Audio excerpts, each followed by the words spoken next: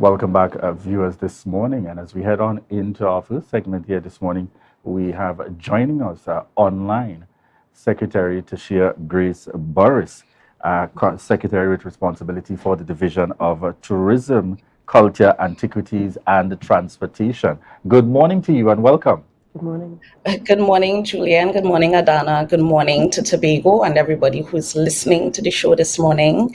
Thanks for having me today.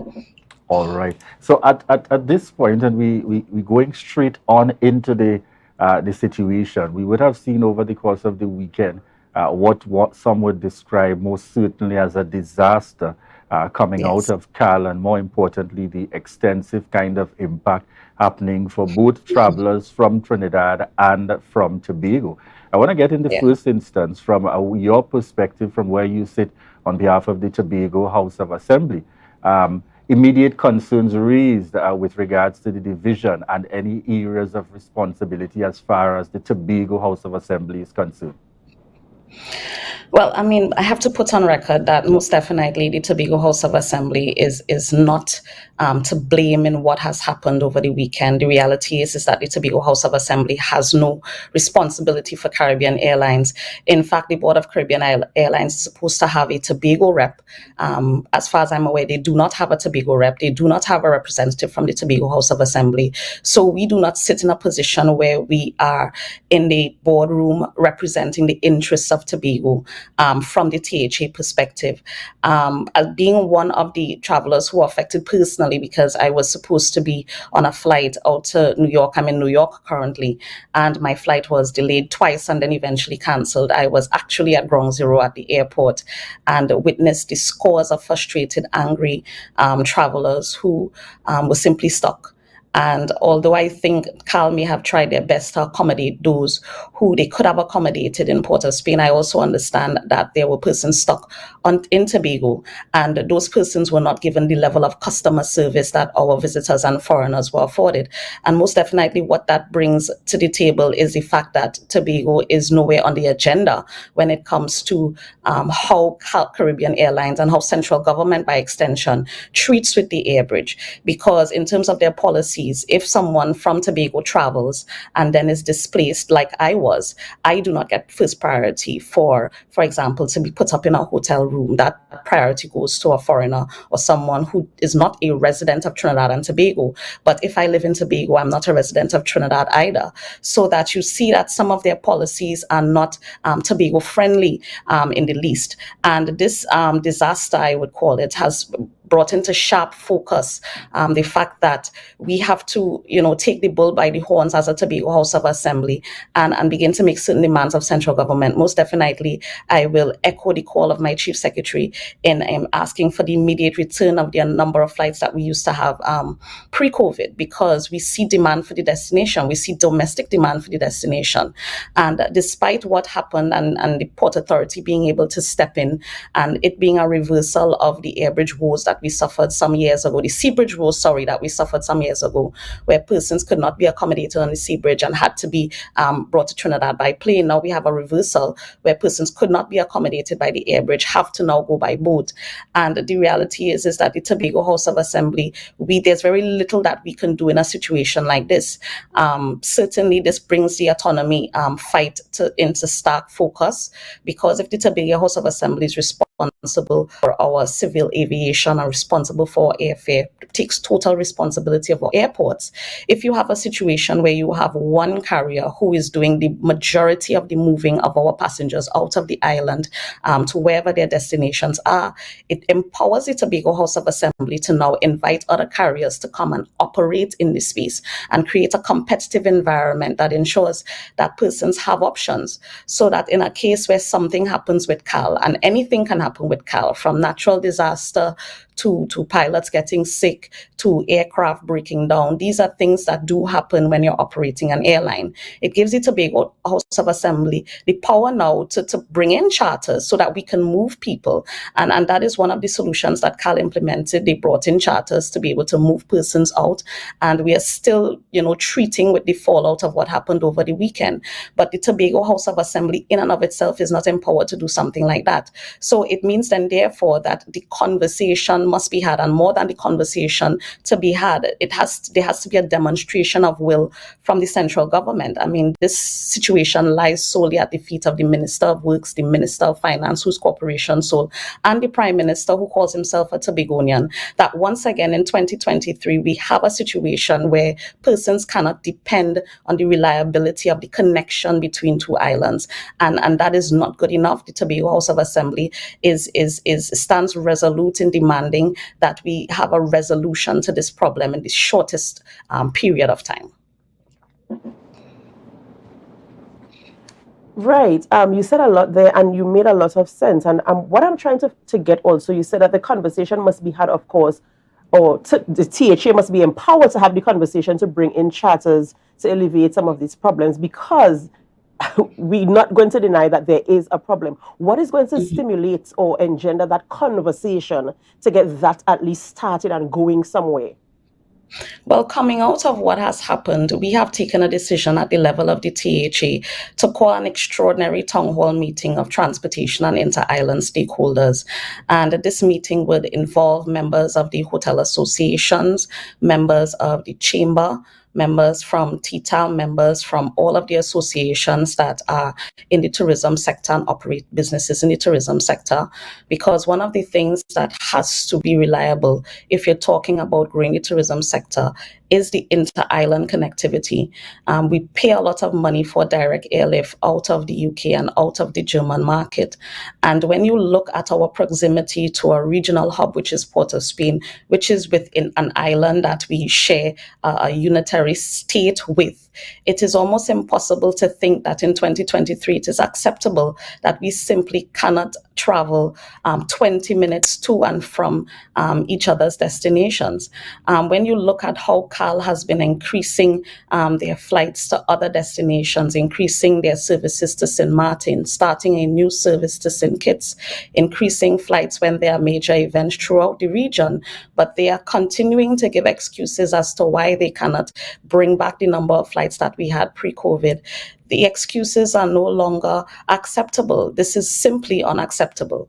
And we have to take it to the place where people have to understand from the level of the Tobago House of Assembly, we put on the table very early extending the hours of the airport. We put on the table very early even the possibility of us paying for additional flights, which we should not be, because CAL is funded by the taxpayers of Trinidad and Tobago, not the taxpayers of Trinidad alone, but the taxpayers of Trinidad and Tobago. And it cannot be that the taxpayers of Tobago are suffering because the service simply is not up to standard when it comes to Tobago. And even when they were making attempts to try and resolve the situation, the focus really was not on trying to get back domestic services in Tobago. It is easy to simply tell people, okay, go on the boat, you will get to. But there are some people who literally cannot travel on boats. There are some people who, for reasons, they have to fly, they have to get into Trinidad quickly, they want to do their business quickly, they want to get out. The air bridge is not for leisure for most Tobagonians. Yes, we do enjoy what the connectivity offers us in terms of coming to Trinidad and enjoying what Trinidad has to offer. But the reality is that the average Tobagonian utilizes the air bridge and the sea bridge to do a number of transactions, whether they be educational transactions, financial transactions, medical transactions. They access goods and services that they don't have access to in Tobago, in Trinidad. And I mean, as Secretary of Tourism, I have had my own personal challenges, even traveling for work. You know, I most for this July-August period, I've not been able to travel standby on most occasions that I've been in Trinidad. I simply have to show up at the airport and ask to be accommodated, and my office allows me that opportunity. But what about the person who simply cannot go to the counter and get accommodated? What about the person who spends hours on standby at the airport or hours on standby at the port, because the ports are very heavily subscribed during the July-August period? What about the persons who depend on that connectivity to do business transactions, and they simply want to get into Trinidad quickly, do their business and get out? They are not able to book a same day return. They cannot go down in the morning, they cannot go in the afternoon. So it has to be more than a conversation. Certainly we will extend an invitation to the two members of parliament from central government so that they are present and able able to hear directly the woes of the persons who have been suffering with these challenges for a number of years. And this is not a new incarnation of the problem. This problem has been going on for a number of years. But it is time that we simply fix it. It is time that we simply solve the problem, so that coming out of that extraordinary town hall meeting, we would want to make a list of demands. And I have to say demands because it's a very strong word, but the reality is that the Tobago House of Assembly demands certain things from the central government on behalf of the people that we represent and the people that we serve.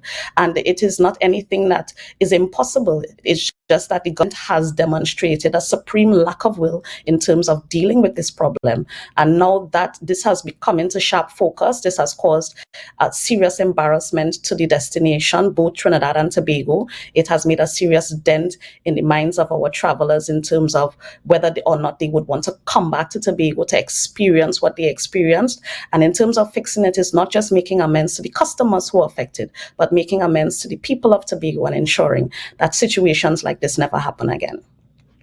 We've seen the situation where we have speaking out on the matter thus far. We've heard from the head of the Tobago Business Chamber expressing severe concerns. Martin George, is the hope collectively now that we will be looking towards a number of other stakeholders? Because you've seen some persons on social media, yes, based on what are their personal experiences, really crying out in terms of certainly a challenge. Is the hope collectively that we ought to get to the point where enough voices are beginning to raise the concern on a greater level, so that we don't simply go in a direction where some may describe the situation as simply being politicized, and then it becomes a banter between THA and central government, and there's no real solution? How do we do it differently this time around in terms of moving forward progressively? Well, first of all, we have to recognize and accept that this is simply not just a Tobago House of Assembly problem. This is a Tobago problem, and it impacts all of us in many different ways. I mean, the tourism sector is just one. I mean, the wider business sector is largely impacted by the unreliability of this service.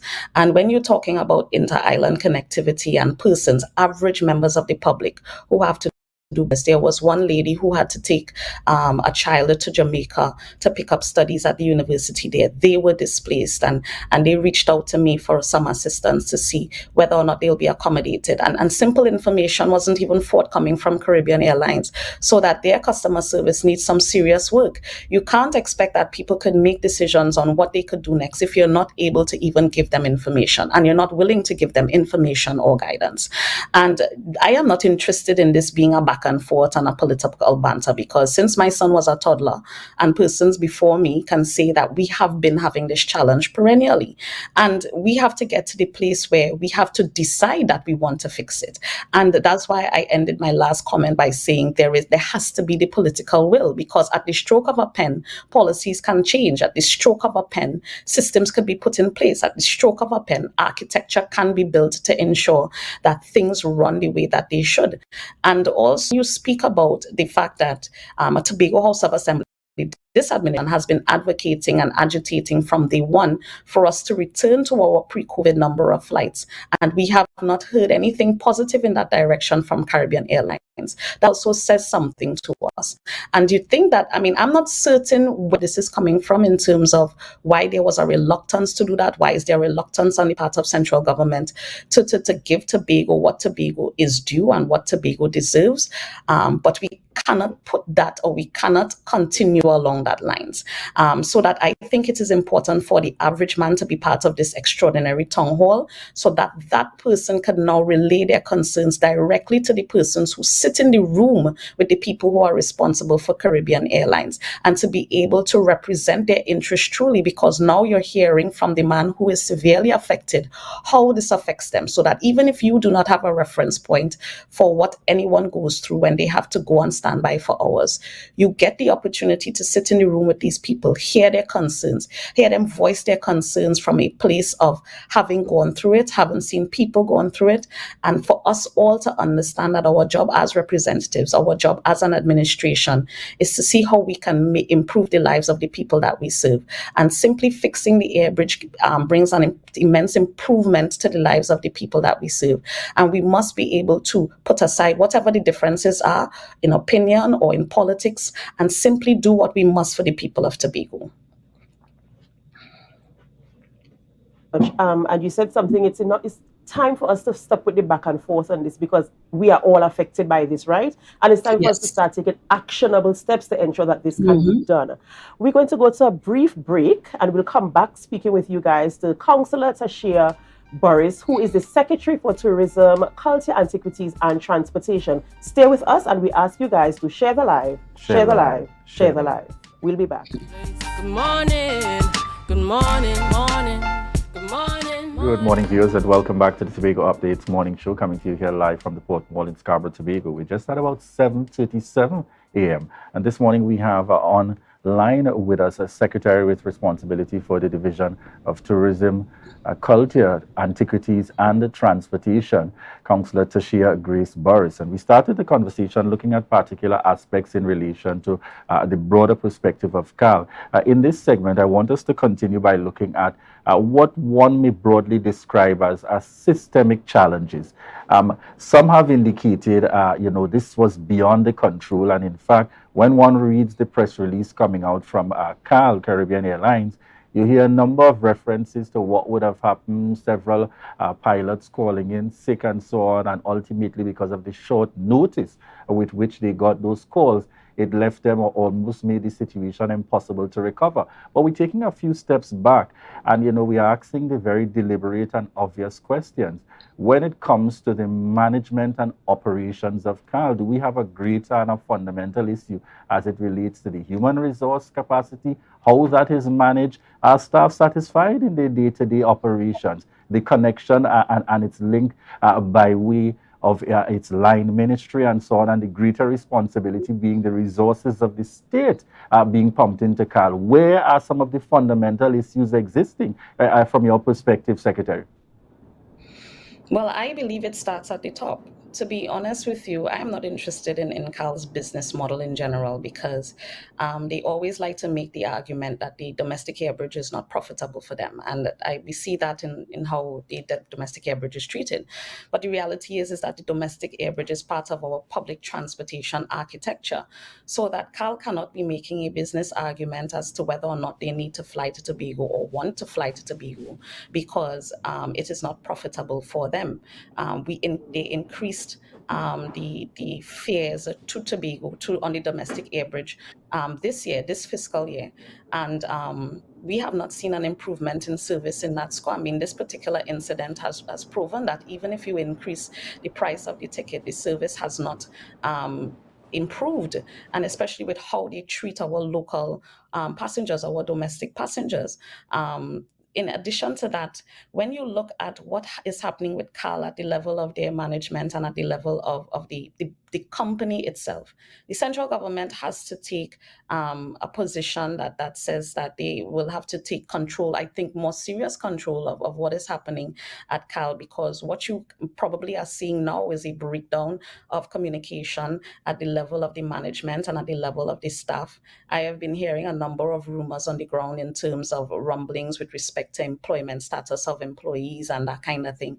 And that does not augur well for us, because Caribbean Airlines moves the majority of our passengers out of Tobago. And that is the singular carrier that does that. So if CAL has a challenge for some reason, then you have a situation where Tobago is cut off from the rest of the world, cut off from Trinidad, cut off from the rest of the region. And save and except for those flights out of the UK and out of the German market, Caribbean Airlines is our bridge to the rest of the world. We cannot have a situation in Tobago where you have one carrier solely responsible for moving the majority of the persons in and out of your destination. That is a situation that is untenable. And this has brought into sharp focus the reality that we need to have the liberalization of our aviation sector. We need to be in a position where we can invite other carriers into the space, that we have the latitude to invite other carriers in the space, to know that they would be supported in terms of when they apply for their licenses to fly, because the CARICOM Air Services Agreement allows that. It allows regional carriers who operate in the space of CARICOM to go into domestic airspaces and operate their services. And I don't know what is taking us so long to be able to implement some of these measures, because it will only redound to the benefit of Tobago. It will only redound to the benefit of Trinidad. It will only redound to the benefit of the region if we have greater connectivity within the region. In 2023, Tobago cannot continue to wait on a central government, wait on a Caribbean Airlines, wait on a civil aviation to decide when we can have additional carriers in the space. And I mean, as far as I'm aware, if CAL is the problem, they can't be the solution for us. So CAL has to fix their internal issues, and we hope that they are resolved amicably and in the shortest possible time. But aside from that, the Tobago House of Assembly has to look for other options. And in looking for those other options, we also have to be supported by the agencies who have their work to do to ensure that we, the Tobago House of Assembly, and the people of Tobago have these other options outside of Caribbean Airlines. Mention that because it takes me to one of the other areas. We have seen what happened with Liat as a regional carrier. Is it that we have to get to extreme points in Trinidad and Tobago to recognize that there is a need to make fundamental changes as it relates to Caribbean Airlines? I would hope not, because I mean, Caribbean Airlines is our national airline, and they have a responsibility to Trinidad and Tobago first, and everybody else after. And yes, they have a greater responsibility to ensure that there's connectivity within the region. But if Caribbean Airlines simply cannot fix what is happening in its domestic space, then how could they make an argument for expansion throughout the region? And they have to fix the problem, the challenge that we have in Trinidad and Tobago in ensuring that persons can move seamlessly from one island to the next. And once they solve that problem, most definitely we would support them going into other islands and expanding their network and all of these things, because we know that at home we are okay. You need to fix home first. The old people say that you have to dance at home before you dance abroad, and Caribbean Airlines have to dance at home first, because we, the people of Tobago, as I said, are taxpayers as well. We contribute to Caribbean Airlines, and it cannot be that there's one law for Tobago and one law for Trinidad. And I would not like to see Caribbean Airlines fail. Of course not. Nobody wants to see Caribbean Airlines fail. But responsibility has to lie at the feet of the people who have the power to make the changes. It has to lie at the feet of the Minister of Finance. It lies at the feet of a Tobagonian Prime Minister who knows of what we have been suffering for a number of years. And if they lack the political will, or if they have lacked the political will in the past, they have to find that will now, because excuses will no longer fly. People are no longer accepting of the excuses that have been put on the table. The Tobago House of Assembly, even in the midst of all that has been happening or was happening over the weekend, we still try to see where we can come in and bring some relief. So, for example, while I was out, the assistant secretary through the administrator arranged for transportation to be provided to persons who were at the airport and needed to get to the port. And I must publicly commend the assistant secretary and the administrator and the driver who came out over the weekend to transport these people. And he ended up transporting the majority of persons from the airport to the seaport. This was not an arrangement that was put in place by Caribbean Airlines. This was an intervention that was done by the Tobago House of Assembly, because we also recognize that even though people are having a bad experience, that we should try our best to see if we can soften that bad experience.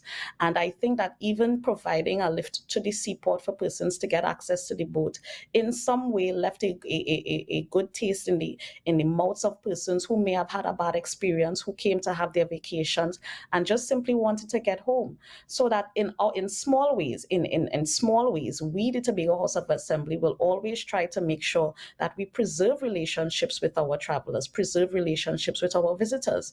But we are very limited in what we can do.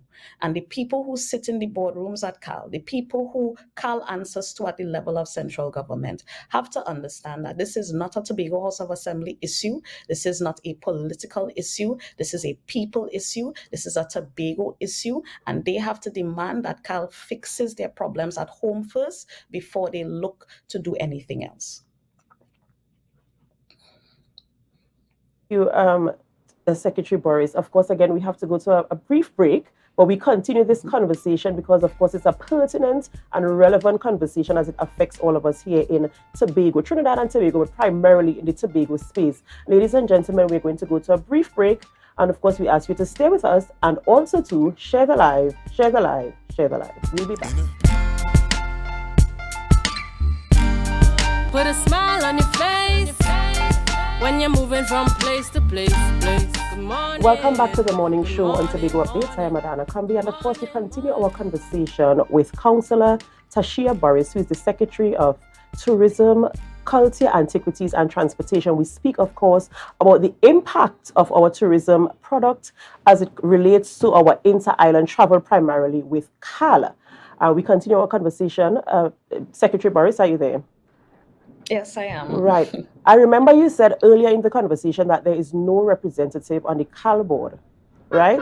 We've been having conversations. I feel as if we've been speaking about this issue for eons and we've not been making any progress. And you've mentioned a lot of ideas in terms of having a town hall meeting, bringing all the stakeholders together, changing policy and all these types of things. But what we want to know, especially as a person in Tobago who is affected, right, who is affected by the situation at hand. I mean, this recent situation is only the recent one, but it's not the first. Yeah.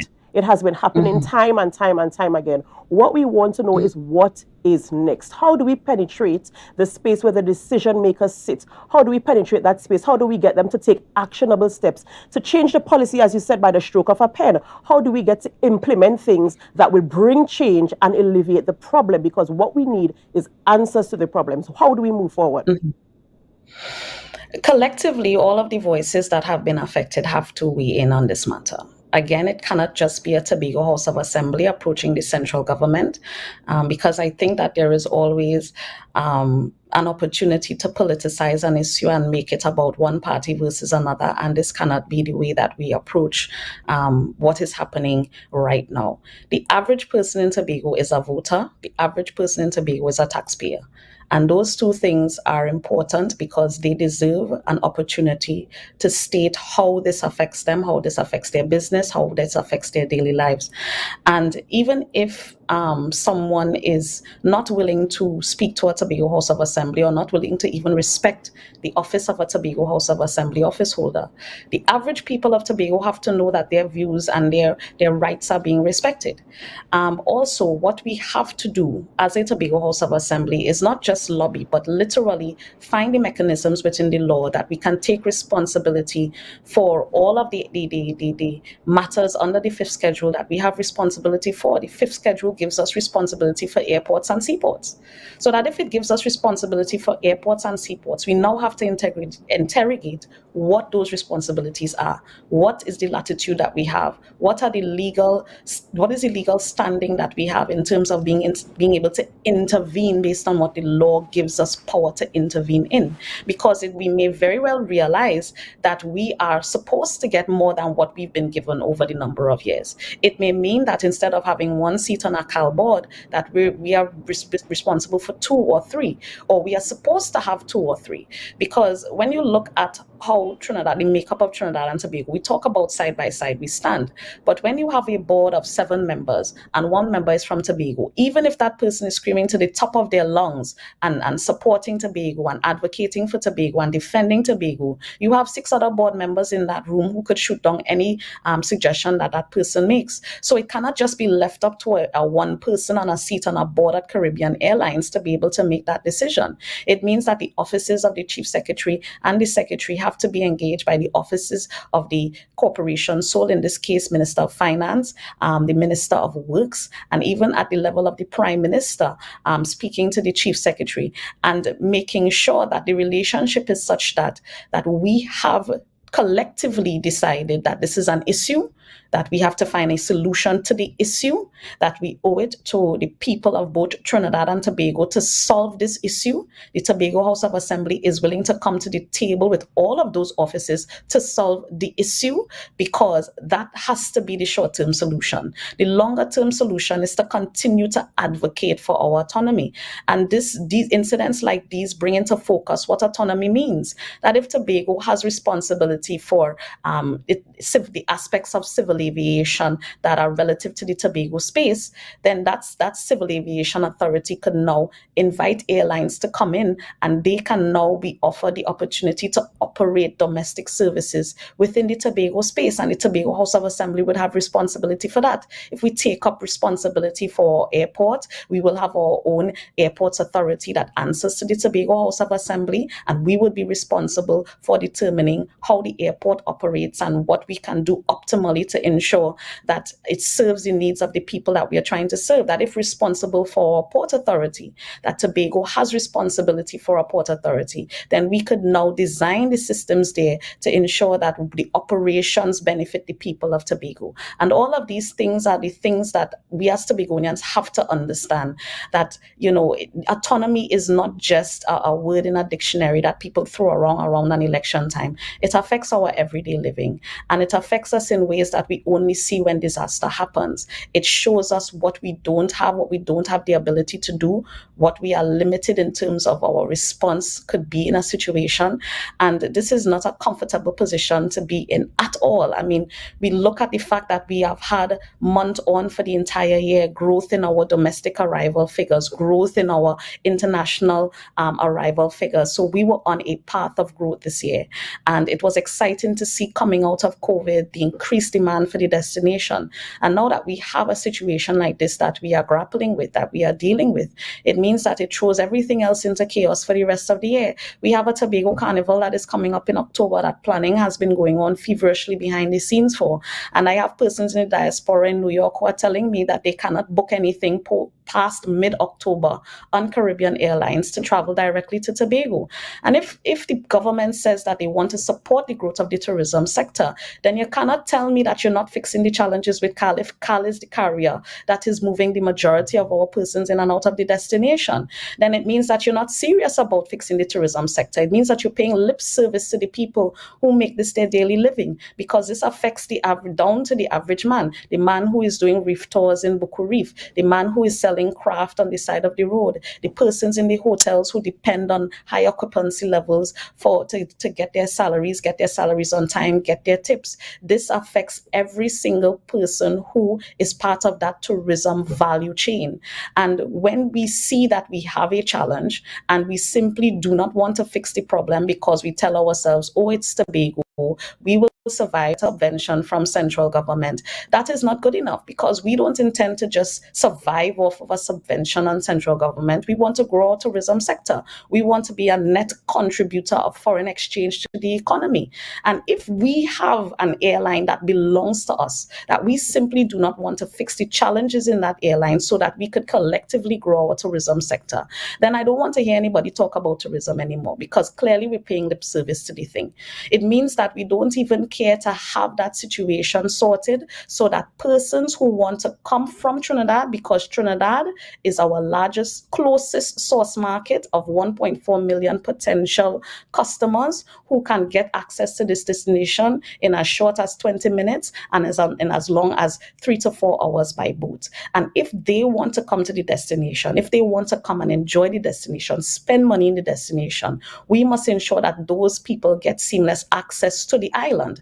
And on the flip side, which is equally important, we must ensure that the people of Tobago who have to access Trinidad for all other reasons outside of leisure also have the opportunity to do so seamlessly. So that I want people to understand that, again, this is not a Tobago House of Assembly issue. This is a Tobago issue. And we need to put our collective will behind it. We have to make demands of the persons in central government, our 2 members of parliament who so far have been silent on this issue. We need to demand that they take a stand on behalf of the people that they represent in Tobago, speak to their fellow colleagues in cabinet, speak to the Minister of Finance, speak to the Prime Minister himself, who is a Tobagonian. The acting president of the country right now is a Tobagonian. So you have the highest offices of the land being held by Tobagonians at this time, and it cannot be that they themselves are not aggrieved by what is taking place. And aside from being aggrieved, it has to be more than just being aggrieved. The situation has gone on for far too long, and collectively we can solve it, and we just simply have to do that. A wrap, just remind our viewers, if you can remind us about the date and the information specific to this Yes. town hall meeting, which is one of the immediates in terms of seeking to bring together the stakeholders. Yes, so we're proposing to have this extraordinary town hall meeting of inter-island stakeholders and transportation stakeholders on the island and tourism stakeholders on the island who are affected by the inter-island transportation situation. We want to have that town hall on Tuesday, 29th of August at 9 a.m. at the Mount Irving Bay Hotel.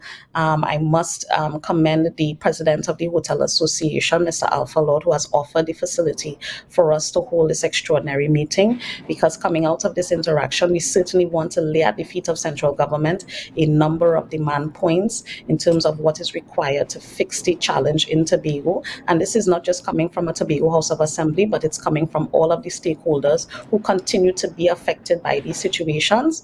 So that is Tuesday, 29th August at 9 a.m. Mount Irving Bay Hotel. This is an open invitation to anyone who operates in the sector to come out and have your voices heard, and even members of the public who have been adversely affected by the events of the last few days. You can come and share your stories and share your recommendations, because it's not just about cussing Cal or cussing the THA or cussing the representatives or cussing central government. The time for that has passed. Time now is for solutions and action. So as fast as we want to hear what people have been going through and have gone through, we also want people to come with their recommendations for solutions to the challenges, because I think that collectively solutions can be found. This is a time to put aside any political differences persons may have. This is the time for us to speak about solutions. This is the time for us to advocate for the will of the parliament, the will of the members of the parliament who have responsibility for Caribbean Airlines, to fix the challenges within Caribbean Airlines so that they can provide this service, a mandatory public transportation service at that. That is the inter-island air bridge between Tobago and Trinidad. So once again, for all persons who are interested in being part of this exercise, it's going to be taking place on Tuesday, 29th August at 9 a.m. at the Mount Irving Bay Hotel. All right, and just a reminder, Secretary, we want to ensure that this is not just CAL, but looking broadly at both Caribbean Yes. Airlines and the Port Authority. Because just Yes. when the Port Authority starts saving us, we know there's going to be an announcement that says the boats have to go on routine maintenance and Okay. so on. So we are looking forward to the discussion circling Great. not just CAL, but also Port Authority, connecting Trinidad and Tobago. Thank you very much again, Yes. Councillor Tashia Thank you Grace so Burris, much. Secretary with responsibility for the Division of Tourism, Culture, Antiquities, and Transportation. And certainly we got to have a follow-up interview to even speak about involvements and happenings out there with regards to Tobago Days and those links and connections being made in New York on behalf of the Tobago House of Assembly. So we look forward to those continued discussions. All right, viewers, Most definitely. thank you so much for choosing the Tobago Updates morning show. It's certainly been a morning looking at a very real issue affecting us far and wide here in Tobago. And I think, Adanna, it's safe to say this becomes one of those Tobago-focused issues, and I'm really, really hopeful that it does not become a political back and forth. I know, I'm tired of it. But there is some fundamental focus on how are we going to find the solutions, how are we moving forward? correct, Yes. in order to move us forward. So we got to leave it there for this morning. We want to thank each and every one of you for connecting with us here at the Tobago Updates, a morning show. And at this point, we prepare to head straight on over to Tobago Notes, followed by GMT, Good Morning Tobago. So for now, we say bye-bye, and remember to share the light, share the light, share the light.